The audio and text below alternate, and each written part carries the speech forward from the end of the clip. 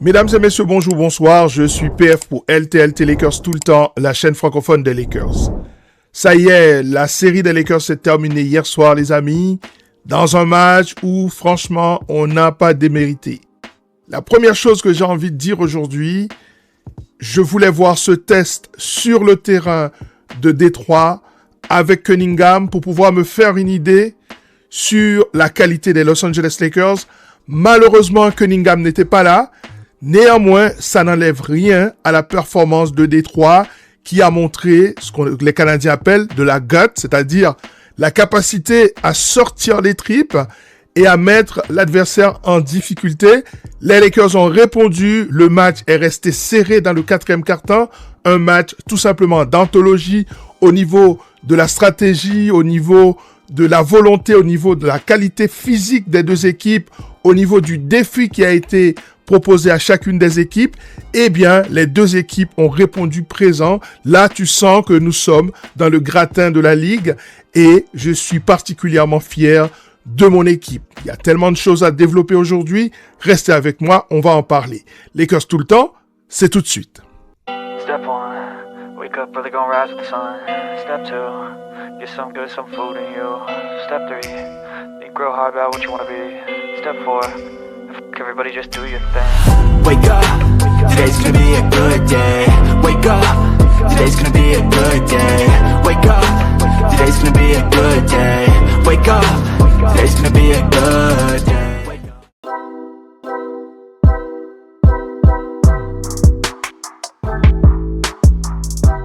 Alors, commençons par féliciter l'adversaire d'hier, parce que pour avoir un grand match, il faut deux grandes équipes. Est-ce que le match d'hier était un grand match dans l'absolu au niveau de la qualité du basket? Non.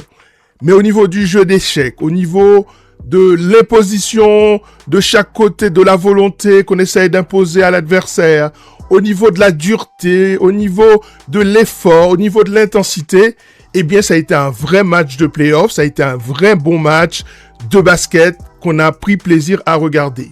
Et Détroit a fait le travail. Une première mi-temps où les Lakers sont au coude à coude avec Détroit, où Détroit, très clairement dans le deuxième quart-temps, prend le dessus. Normalement, dans un contexte comme celui-là, tu laisses filer et tu te dis, bon, on reviendra un autre jour. Sauf que l'équipe des Lakers, dans le troisième quart-temps, ils ont fait une masterclass. Du coup, quatrième quart-temps, t'es pratiquement à égalité et tu vas monter en puissance dans ce quatrième quart-temps. Et à un moment, dans ce quatrième quart-temps, je me dis, on a une défense élite. On a une défense élite. Et puis, tu es dynamité par Jenkins, on va en parler. Tu es dynamité par Duren, qui a été précis au rebond, qui a été précis en pick and roll. Un excellent joueur au niveau du pin down, au niveau du dribble end-off pour ses meneurs. Un joueur magnifique. On voit pourquoi il est désormais All-Star. Il n'a rien volé à la NBA. Donc, vous voyez une équipe des Lakers qui essaie de rester au contact de Détroit dans ce quatrième quart-temps et qui arrive même à passer devant. Et c'est là que les choses se compliquent. On n'a pas eu le jus suffisant pour aller chercher le petit supplément d'âme, la petite énergie. Et pour cause, notre star, les gars, notre superstar plutôt, Luka Doncic, n'est pas bien. Il a grimacé pendant tout le match. Est-ce qu'il va jouer le prochain match? Franchement, je ne crois pas. Je ne crois pas. Si j'étais JJ Redick, je lui dirais, écoute, on joue Indiana. De toute façon, on peut battre Indiana sans toi. Toi, tu prends un peu de repos. Je dirais même, on prend et Luka Doncic et LeBron, on les met de côté et on donne ce ballon à Austin Reeves. Pour deux raisons. Premièrement, parce qu'il faut reposer les deux autres. Et puis, parce qu'il faut redonner les responsabilités à un garçon comme Austin Reeves, où il va tout faire dans le match. Ça va le responsabiliser. En tout cas, c'est un joueur extrêmement clutch, Austin Reeves. Vous avez vu les paniers clutch qu'il a mis pour ramener les Lakers dans ce quatrième quart-temps et même pour donner l'avantage aux Lakers. C'est absolument exceptionnel. Donc, il lui faut un match où il va prendre les choses en main. À côté de lui, il faudra qu'il y ait des lieutenants. Est-ce que Smart sera là? Est-ce que Hachimura sera là? Mais en tout cas, on a besoin qu'il soit là à côté de Reeves pour diriger cette équipe face à Indiana. Indiana qui est l'une des victimes préférées d'Austin Reeves. C'est aussi l'une des raisons pour lesquelles je dis ça. Bref, tout ça pour dire que je félicite l'équipe des Pistons de Détroit qui ont livré une vraie bataille face aux Lakers, malgré l'absence de Cade Cunningham, qui est leur superstar, leur candidat MVP de la saison. Et franchement, cette équipe, c'est un système. Et c'est pour ça que je pense que Bickerstaff, leur coach, mérite cette année, au même titre que Joe Mazzulla, le titre de coach de l'année. C'est-à-dire les deux leaders de la conférence Est. Bravo à cette équipe des Pistons de Détroit qui a montré aux Lakers que même sans leur superstar, il reste une équipe très dangereuse.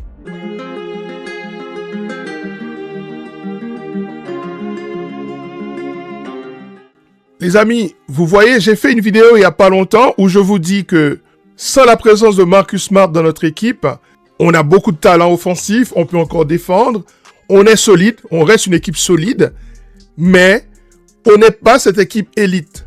Parce qu'on n'a pas ce défenseur élite qui peut à lui tout seul faire basculer les choses.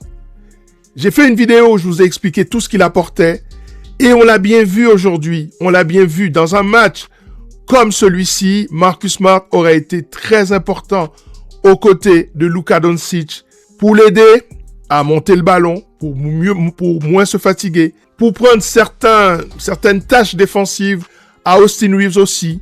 C'est souvent celui qui se trouve tout proche de Luka Doncic lorsque le blitz est fait et c'est celui qui permet de libérer ce premier ballon. Il est tellement important offensivement que ça nous aurait aidé. Mais défensivement, on est une équipe sans lui et une autre équipe avec lui. C'est clair, net et précis. Et qui nous a battu hier soir? Eh bien, le mec qui nous a battu hier soir, il s'appelle Dennis Jenkins. Alors, on va voir ce qu'il a fait hier soir. C'est une dinguerie et on va pouvoir expliquer pourquoi la présence, ou plutôt l'absence de Marcus Smart a tout changé. Alors, ce gamin hier soir, les amis, il prend la place de Cade Cunningham dans le 5 de base et aussi dans la responsabilité. Il va jouer 39 minutes. C'est celui des Pistons qui a joué le plus de minutes. Il va inscrire 30 points. Un ridicule 11 sur 18, un truc absurde au niveau de l'efficacité. Il va faire un 4 sur 5 à 3 points. Il va faire un 4 sur 4 lancers francs. Et tous ces lancers francs, les amis, se sont produits dans le money time. Très important de le comprendre.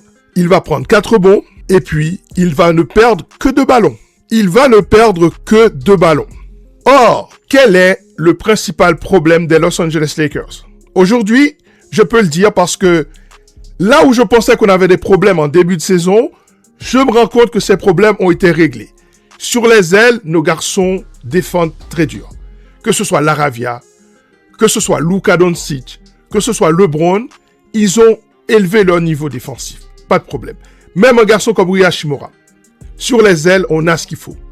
À l'intérieur du jeu, les amis, on a ce qu'il faut. Hier soir, Jackson Hayes, c'est 4 comptes qu'il fait. Ayton contrôle, en contention, et surtout, comme je l'ai dit il y a de ça une semaine, Ayton a progressé au niveau de la défense en switch lorsqu'il quitte sa zone et qu'il va chasser des joueurs plus petits que lui en périmètre. Donc, on a ce qu'il faut à l'intérieur. D'ailleurs, on l'a vu face à Jokic, Ayton a tout à fait maîtrisé, on va pas dire maîtrisé, mais en tout cas, il n'a pas du tout été ridicule face au Joker. On l'a vu également face aux Wolves, là où ils avaient un avantage très clair l'année passée. Cette année, à l'intérieur, les Lakers ont du répondant. Il n'y a absolument aucun doute là-dessus. Là où les Lakers ont une petite fragilité, et je vous l'ai dit lorsque Gabe Vincent a été tradé, il restait une difficulté sur le point of attack. Et c'est pour ça que hier soir, J.J. Redick va même aller chercher un garçon comme Jared Vanderbilt pour défendre en point of attack.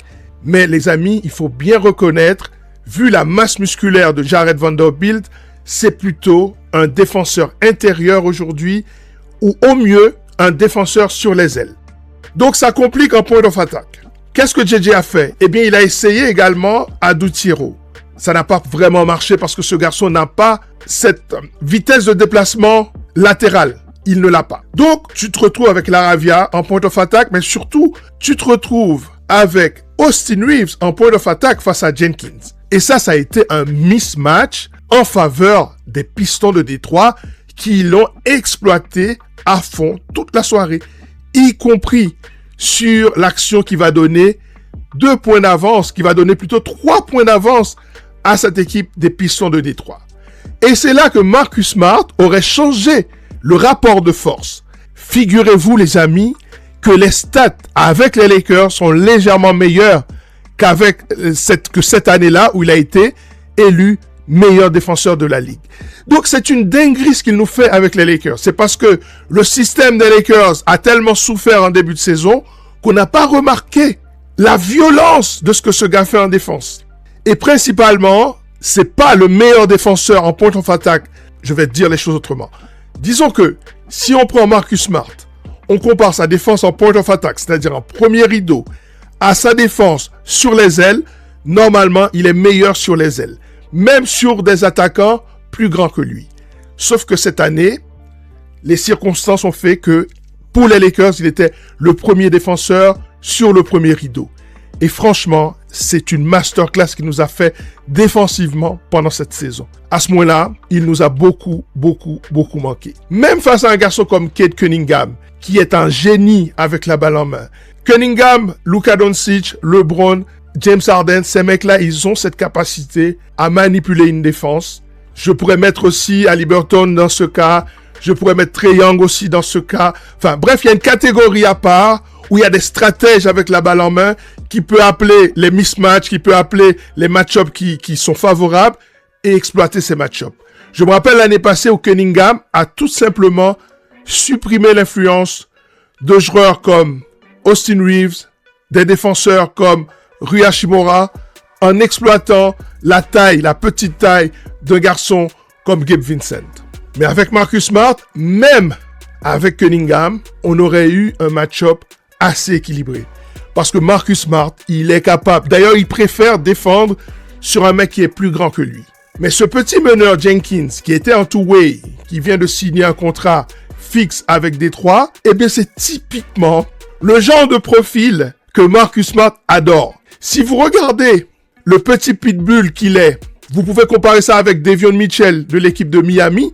C'était le même genre de délire. Et Marcus Smart était là en premier rideau. Il nous a manqué hier soir. Du coup, on perd le match sur ce point faible précis. Et Détroit a bien exploité ce point faible. Et c'est là que je vous dis que lorsque vous êtes à ce niveau-là du basket, tous les détails comptent. Et quand vous êtes face à un coach qui a compris quelle était ta faiblesse, ils vont l'exploiter toute la nuit. Et c'est ce qu'ils ont fait. Et c'est comme ça qu'ils ont remporté le match. Les amis, les Lakers ont été catastrophiques à 3 points hier soir. Détroit nous avait battus. Il faut comparer ce qui s'est passé hier soir à ce qui s'est passé lors du premier match. Le match allait aux Lakers. C'était un match où les Lakers étaient dans le match. Détroit a décidé de faire 2 choses. Durcir le jeu. Les Lakers étaient dans le match. Sauf que ils étaient loin d'être l'équipe défensive qu'ils sont aujourd'hui. Parce que depuis un mois, c'est la 7e meilleure défense de toute la ligue. À ce moment-là, Détroit a tout simplement durci le jeu, d'une part, et d'autre part, fermé l'intérieur du jeu. Et ils ont demandé aux Lakers, allez-y les gars. Si vous êtes en mesure de nous battre à 3 points, peut-être qu'on changera de stratégie. Mais comme vous ne shootez pas bien, eh bien nous on va continuer comme ça. Et franchement, hier soir, ils ont fait à peu près la même chose. Nos shoots ne rentraient pas. Les Lakers ont terminé avec quel pourcentage? Ils ont terminé avec 27%. C'est là qu'on perd le match. Alors que l'équipe adverse est à 42. Parce que tu es meilleur au niveau de l'adresse générale. Tu es même élite au niveau de l'adresse générale. Mais à 3 points, tu n'y es pas.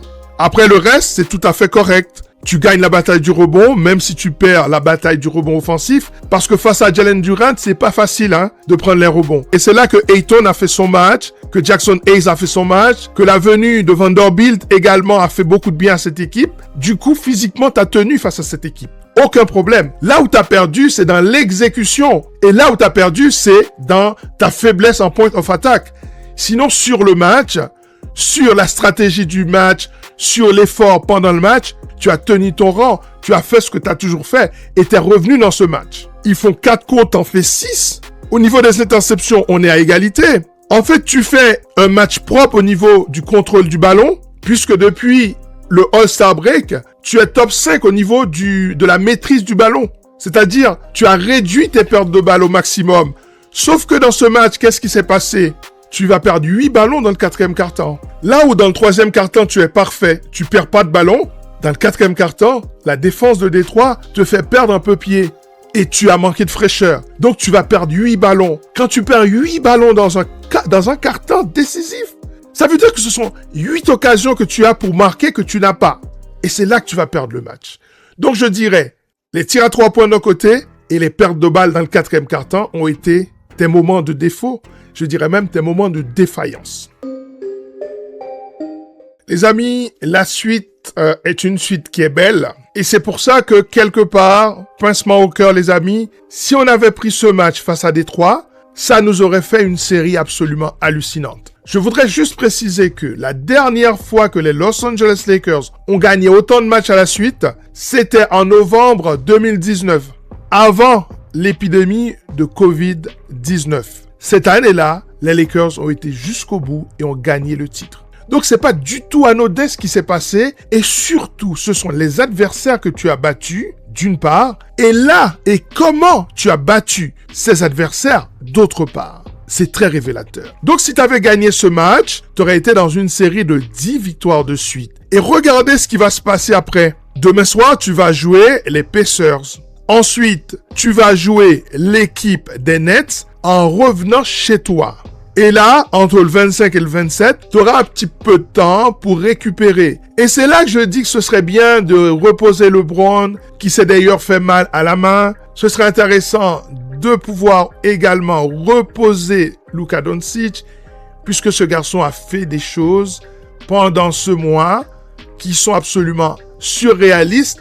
Il a besoin de redescendre un peu. Et puis, j'ai vu aussi qu'ils étaient en train de soigner son mollet. J'aime pas ça.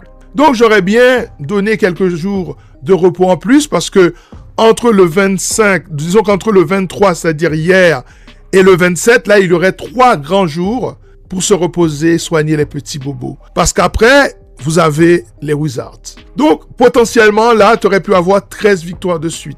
Et là, je pense que ça aurait mis beaucoup de pression sur les autres équipes qui sont derrière toi. Mais ça aurait donné également... Ça aurait mis plutôt également beaucoup de pression sur les Lakers. Pourquoi? Eh bien, tout simplement parce que tout le monde aujourd'hui commence à reparler des Lakers comme étant un des favoris pour gagner le titre. On ne sait jamais. On ne sait jamais. Donc, aujourd'hui, il y a clairement un redressement du système pronostical, du système des pronostics en faveur des Lakers. Et pour moi, ça met de la pression sur les Lakers. Voilà. J'espère que vous avez aimé ce contenu. Petit pouce bleu, abonnez-vous, commentez et partagez la vidéo. Je vous remercie infiniment. À très bientôt. Ciao.